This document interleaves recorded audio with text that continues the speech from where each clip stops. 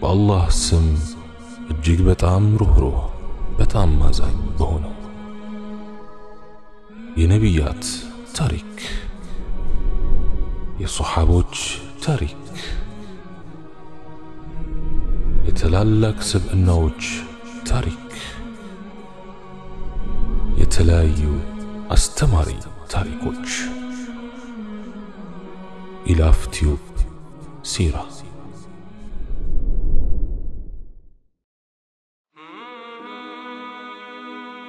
የአላህ መልእክተኛ አለይሂ ሰላቱ ወሰላም እንዲህ ብለዋል። በፍርዱ ቀን ማንም ሰው ቢሆን አስተርጓሚ ሳያስፈልገውና ምንም አይነት ሒጃብ ወይም ግርዶ ሳይኖር አላህ ፊት ቆሞ እንዲህ ተብሎ ይጠየቃል። ገንዘብ ሰጥቼህ አልነበረምን? በአንተስ ላይ ብዙ ጸጋዎች አልነበሩኝምን? በሕይወትስ እንድትቆይና ብዙ ነገር እንድታይ አላደረግኩህምን? የሰው ልጅ ይመልሳል፣ አዎን። አላህ እንደገና ይጠይቀዋል፣ መልእክተኛዬን ወደ አንተ አላኩምን? ሰውም ይመልሳል፣ አዎ በርግጥ ልከሃል። አላህ ስብሓንሁ ወተዓላ ይጠይቃል፣ ሰው ሆይ ታዲያ በዚያ ቸር ከሆነው ጌታ ትእዛዝ ምን አዘናጋ? ሰው ሆይ እኔን ለማስደሰት ምን አደረግክ? ሰው ሆይ ምን ያክል ፈራኸኝ? ሰው ሆይ የመልእክተኞቼንስ ጥሪ በምን ሁኔታ ተቀበልከው? ሰው ሆይ በርግጥ እኔ የምከታተልህ መሆኔን እያወቅክ ያልፈቀድኩልህን ነገሮች ትመለከት ነበር። እንዲሁም እኔ እየሰማሁ የከለከልኳቸውን ነገሮች ታዳምጥ ነበር። እኔ በቦታው ላይ ሆኜ እየተጠባበቅኩ የማልፈቅድልህን ነገሮች ትናገር ነበር። አንተ ወደ ከለከልኳቸው የተወገዙ ቦታዎች ስትራመድ እኔ በዚያ ቦታ የሌለው ይመስልሃልን? በልቦናህ ውስጥ መጥፎ ሐሳቦችን ስታውጠነጥን የማላውቅብህ መስሎሃልን? የኔን መኖርና ያለኝን ኃይልስ አላስተባበልክምን? እነዚህ ጥያቄዎች ነበሩ ቃል በቃል መስሩር አላህ ፊት ለፍርድ ቀርቦ በነበረበት ጊዜ የቀረቡለት። በዚያ ጊዜ በፍርሃት ርዶ ነበር። ምክንያቱም አላህ ስብሓንሁ ወተዓላ እያንዳንዷን ዝርዝር የሕይወት እንቅስቃሴውን ሳይቀር መርምሮት ስለነበር ነው። ሁሉም ሥራዎቹ ከፊት ለፊቱ ተቀምጠው የተመለከታቸው ሲሆን ከሁሉም በላይ ጎላ ብለው ይታዩ የነበሩት ኃጢአቶቹ በአላህ መካዱና ለሐቅ ብለው ወይም ፍትህን ለማንገስ የታገሉትን መቅሩርን የመሰሉ ሰዎች መግደሉ፣ ሀብትን በማካበት አባዜ ተለክፎ የተፈጠረበትን ዓላማ መዘንጋቱ ወዘተ ናቸው። አላህ ስብሓንሁ ወተዓላ መስሩርን እንዲህ አለው፣ አንድን ንጹሕ ነፍስ ምንም አይነት የሌላ ሰው ነፍስ ያላጠፋችን ወይም በምድር ላይ ብክለትን ያላስፋፋችን ነፍስ የገደለ ሰው የሰው ዘርን በሙሉ እንዳጠፋ ይቆጠራል።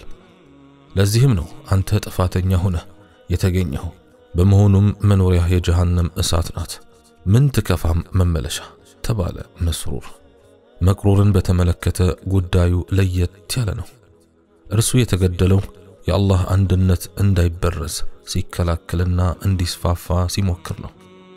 በዚህም ምክንያት የምርመራ መዝገቡን በቀኝ እጁ የተሰጠ ሲሆን ይህ ማለት አላህ ስብሓንሁ ወተዓላ መኖሪያው በጀነት እንደሚሆን አረጋግጦለታል ማለት ነው። መስሩር በኃይሎቹ ጀባቢሮች ወይም አምባገነኖች መሃል ሆኖ ወደ ጀሃነም ይጓዛል። ከነዚህ ማን አህሎኝ ባዮች መካከል ፊርዓውን፣ ሃማንና ቃሩን ይገኙበታል። እነዚህ ሰዎች ከዚህ የጀሃነም ተጓዥ ቡድን የመጀመሪያው ሰልፍ ላይ በመሆን እፊት አውራሪነቱን ተረክበዋል። ፊርዓውን ሃማንን እንዲህ አለው፣ ያንተ የምስክርነት ቃል ነው ይህን ለመሰለ ጥፋት ያበቃኝ። እንደምን ልትዳፈረኝና አምባገነን እንዲሁም ውሸታም ብለህ ልትከሰኝ እንደበቃ አልገባኝም። ሃማን ግን ለዚህ የፊርዓውን ጥያቄ መልስ ሊሰጠው አልፈለገም። ምክንያቱም ከመጀመሪያ ጀምሮ እስካሁን ድረስ ያሳለፈውን የስቃይና የፍርድ ሂደት ሲያስብ ለዚህ ውድቀቱ ከፊርዓውን ሌላ ማንንም ተጠያቂ ለማድረግ ስላልቻለ ነው። በዚህ ጊዜ ፊርዓውን መጽሐፉን በማንበብ ሥራ ተጠመደ። ያንዳንዷን ገጽ በተለይም ደግሞ እንደ ቪዲዮ ፊልም የተቀረጹትን አንዳንድ ክስተቶች ሲመለከት በጣም ይደነቃል። አንድ ቦታ ላይ ሲደርስ በእርሱና በሃማን መካከል የተደረገውን ንግግር ተመልክቶ እንቅስቃሴያቸውንና ምስላቸውን በሚያሳዩ ገጽ ላይ ቀጥ ብሎ ቀረ። ታሪኩ እንዲህ ነበር። ፊርዓውን ሃማንን እንዲህ ይለዋል፣ ሃማን ሆይ መቼም አንተ በጣም እንደምትወደኝ ግልጽ ነው። ሃማንም እጅግ በመደሰት እንዲህ ይላል፣ መውደድ የሚለው ቃል ውስጣዊ ስሜቴን ለመግለጽ በቂ የሆነ ቃል አይመስለኝም ጌታዬ። በደፈናው ታላቁ ፊርዓውን አመልክሃለሁ ማለቱ ይቀለኛል። በእውነቱ አመልክሃለሁ። ፊርዓውን ለዚህ የሃማን ንግግር ሲመልስ በእውነቱ በጣም የሚያረካ አባባል ነው። አየህ ሃማን ሆይ በራሴ ላይ ያለኝ እምነት በጣም እንዲያድግ አድርገህልኛል። የአንድ ሚኒስቴር ዋነኛ ተግባር ጌታው በራሱ ላይ እንዲተማመን ማድረግ ነው አለ። ሃማን ለዚህ አባባል ሲመልስ እኔና ሁሉም አገልጋዮችህ በራስ የመተማመን መንፈስ የምናገኘው ካንተ ከጌታችን ነው አለ።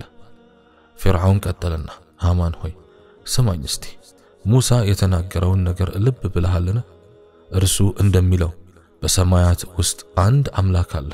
ታዲያ እኛ እንዴት ልናገኘው እንችላለን?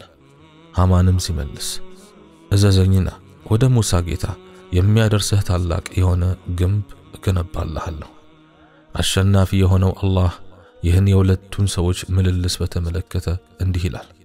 ፊርዓውንም አለ፣ ሃማን ሆይ ወደ ሙሳ ጌታ እደርስ ዘንድ ታላቅ የሆነን ግንብ ገንባልኝ። እኔ ግን ሙሳን ውሸታም ነው ብዬ እጠራጠረዋለሁ። እዚህ ላይ ሲደርስ ፊርዓውን መጽሐፉን ዘጋና ሃማን ጋር መነጋገር በመፈለግ እንዲህ አለው፣ በምርመራ መጽሐፌ አንተ ከኔ ጋር ስታወራ የሆነውን ሁሉ አየሁ። ያኔ ሙሳ ትክክለኛ ነቢይ አይደለም በማለት ያሳመንከኝ አንተ ነበርክ።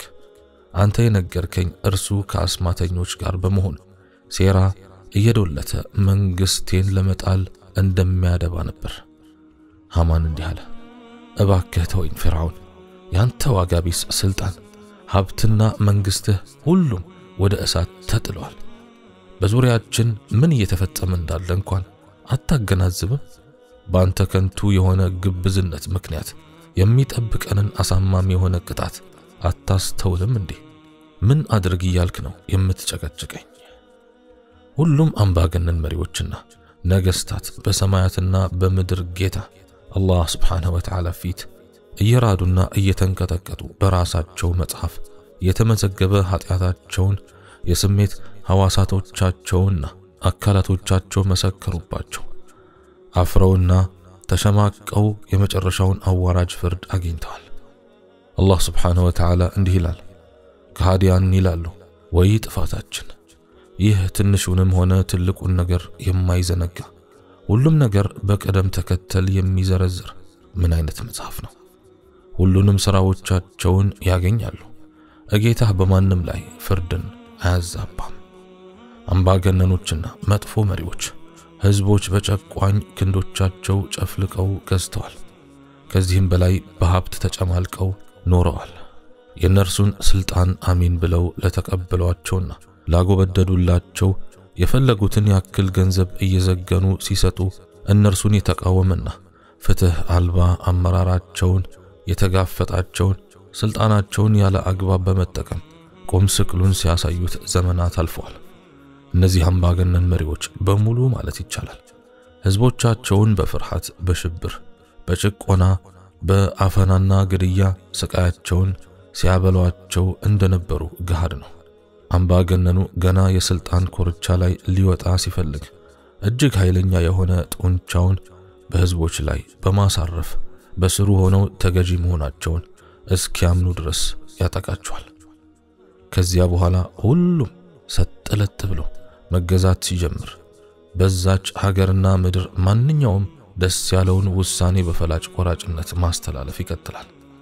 ሆኖም እነዚህ ጋጠወጥ መሪዎች በፍርዱ ቀን አላህ ስብሓንሁ ወተዓላ ፊት ሲቀርቡ እንዲህ ነበር የተባሉት፣ የህዝቦችን ፈቃድና ነጻነት ለምን ይሆን የተጫናችሁት? እነዚህ ነገሮች ለሰው ልጅ ክብር እንደማዘን ድንጋይ የሚቆጥሩ እንደነበሩ አታውቁምን? እነዚህ ነገሮች ለሰው ልጅ ክብር እንደማዕዘን ድንጋይ የሚቆጠሩ እንደነበሩ አታውቁምን?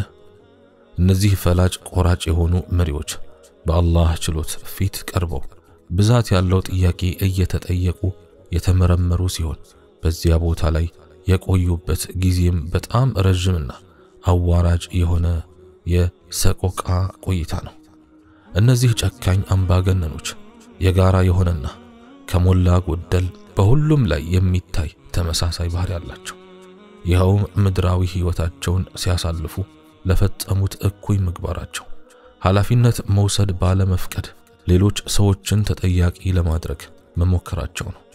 እንዲህ አይነት አይን ያወጣ ውሸት ምናልባት በምድር ህይወታቸው የዕለት ተዕለት ክስተት በመሆን ብዙ ግፍ ለመፈጸም ይጠቅማቸው ነበር። አሁን ግን የብናኝ ክብደት የምታክል ነገር የማትሰወርበት ፈጣሪ ኃያሉ አላህ ሱብሓነሁ ወተዓላ ፊት ቆመው እንደለመዱት ለመወሽከት ከቶም የሚቻላቸው አልሆነም። በዚህ ሁሉ ምክንያት ዛሬ መዋሸት አይፈቀድም። እንዲያውም በተቃራኒው ቅጥፈት የአላህን ቁጣ የሚያመጣ መሆኑ ግልጽ ነው።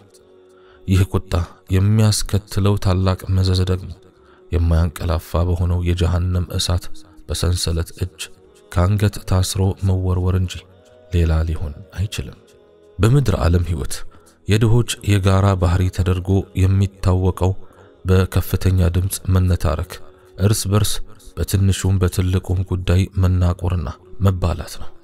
ይህም ሊሆን የቻለው ድህነት ወደ ባሻ የሚያደርግና የሰውን የቻይነት ባህሪ እንዲቦረቦር በማድረግ ትዕግስት የሚያሳጣ በመሆኑ ይመስላል። በሌላ በኩል ደግሞ ባለጸጋ የሆኑ ሰዎች ከጭቅጭቅና ንትርክ ርቀው ሰላማዊና የተረጋጋ ህይወት እንደሚመሩ ይታወቃል። ይህ እንግዲህ በዱንያ ዓለም ሲከሰት የኖረ ሐቅ መሆኑ ነው። ያኔ ገንዘብ የሰዎችን የአኗኗር ሁኔታ ይወስን ስለነበር ሀብታም የሆኑት በቀላሉ በገንዘባቸው በፈለጉት አኳኋን ደስ ያላቸውን እያደረጉ ጊዜያዊ ደስታ መሸመት ይችሉ ስለነበር ነው። በሌላ በኩል የሚገኙት ድሆች ደግሞ የእርስ በርስ ፍጅትና ሁከት የዕለት ተዕለት የህይወታቸው አካል ሆኖ ቆይቷል። ዛሬስ ከፍርዱ ቀን በኋላስ ሁኔታው ለየት ያለ መልክ ይዞ ይገኛል።